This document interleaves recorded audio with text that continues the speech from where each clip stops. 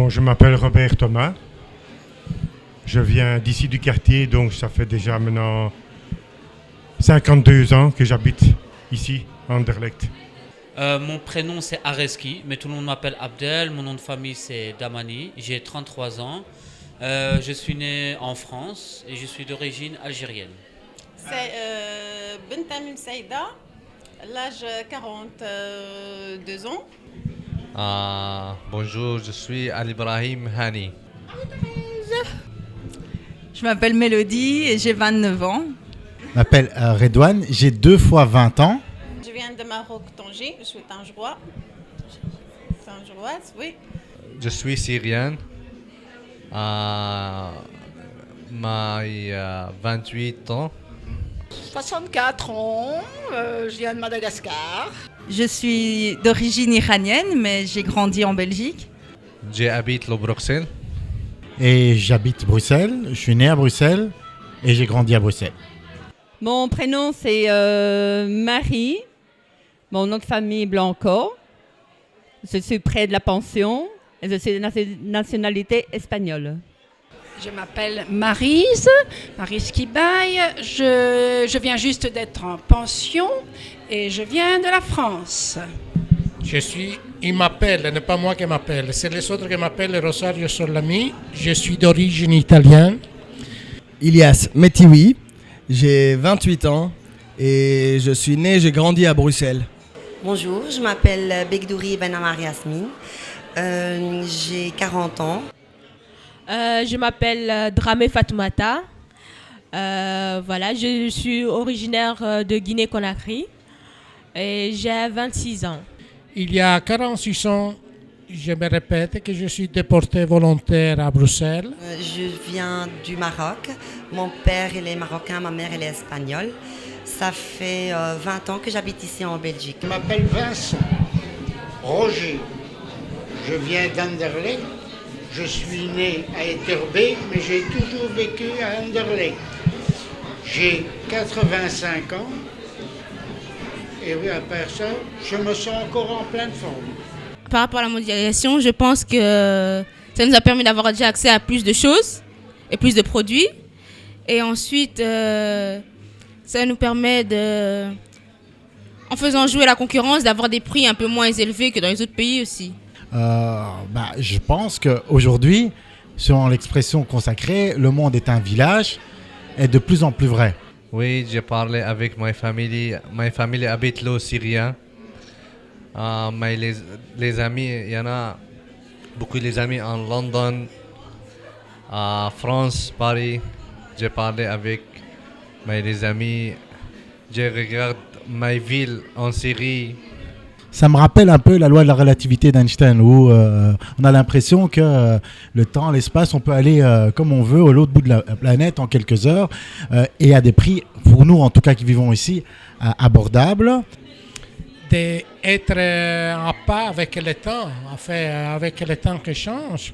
En tout cas, si j'essaye d'imaginer ma vie sans la mondialisation, je dirais que je me sentirais moins coupable de porter des baskets Nike. Parce que là, je sais que c'est des gamins qui les ont construites et c'est un peu la honte. Mais j'ai comme l'impression que la mondialisation fait en sorte que les pauvres soient plus pauvres et les riches plus riches. Et ça, je pense que c'est pas forcément une bonne chose. Il faut quand même aller à l'école, chose que c'est plus quand même obligé si tu veux, parce que sinon on a des problèmes. On la voit partout, cette culture différente partout, ces gens différents et tout. Et alors ce qu'on trouve aussi sur les marchés, bien sûr. Et alors à mon travail, j'ai vécu ça aussi parce que j'étais dans une entreprise allemande qui a été rachetée après par les Japonais. Comme je suis arrivée, moi je parle, qu'est-ce qu'elle a changé? Moi, mon avis, c'est le travail qui a diminué beaucoup. Il y a eu beaucoup de progrès techniques qui ont favorisé beaucoup les industries. Mais après, par la suite, c'est un désavantage parce que les gens n'ont eu plus de travail. Donc ce sont des grosses sociétés qui ont fait beaucoup de produits pour gagner plus pour eux, mais rien donner aux autres. La vitesse à laquelle on vit maintenant a beaucoup changé ma vie. Et donc, parfois, je n'arrive pas à suivre et du coup, donc il y a trop de stress, ce qui influence mon humeur, ce qui influence ma vie en général. Et je trouve que c'est un bien fou pour tout le monde de côtoyer d'autres gens, d'autres origines et voilà, voilà. Pour moi, la mondialisation ne change plus rien vu mon âge. Mais je suis très sceptique quant à la réalité de ce projet. Pour moi, la mondialisation ne va rien apporter de convenable à la population. C'est plutôt pour les industries. Moi, normalement, je commençais à travailler à l'âge trop tôt, déjà dans mon pays. À l'âge, si j'ai des 10 ans, peut-être vous dire trop tôt, mais j'ai commencé à travailler à 10 ans, à l'âge de 10 ans. Pour moi, normalement, le travail, c'est très important. Oui, je suis chef cuisinier. On a 4 ans que je travaille. Avant, juste maintenant, j'arrive à Bruxelles. Après, je travaille avec les amis, Inch'Allah. Disons que quand on travaille, on a un peu plus de, plus de confort, dirait-on. Et puis bon, il y a une certaine autonomie aussi. On dépend de personne, quoi. Puis, ça donne un but. D'ailleurs, dans la Constitution, on parle du droit au travail, du droit à un logement comme des droits fondamentaux qui donnent accès à la dignité humaine. Je crois que oui, on peut le dire, Si on travaille contre son goût, qu'on n'a pas un peu de joie de son travail, ça ne rapporte absolument rien et on n'arrivera nulle part avec ça. Le but, c'est pas gagner de l'argent, ce qui compte, c'est réaliser ce qu'on fait. Ça doit avoir beaucoup d'importance quand j'en ai, parce que là, pour le moment, je cherche du travail, mais c'est très important pour moi. Et c'est une source d'épanouissement. La frontière, elle est très fine entre ce qu'on pourrait appeler le travail et ma vie. Mais aujourd'hui, je pense que ça, c'est le problème de tout le monde. Et surtout de la génération qui se trouve maintenant.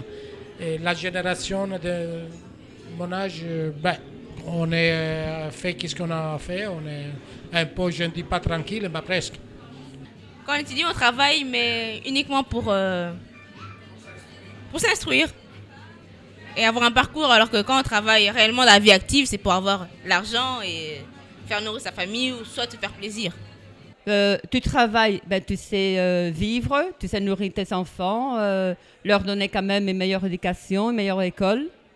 Bon, te permettre de faire d'autres choses que si tu ne travailles pas, évidemment, tu ne peux pas.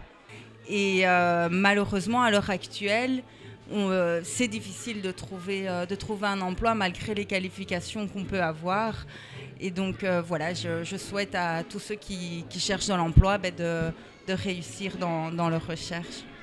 Et ceux qui l'ont, de le garder, ça serait bien aussi. Pensez aussi à cela.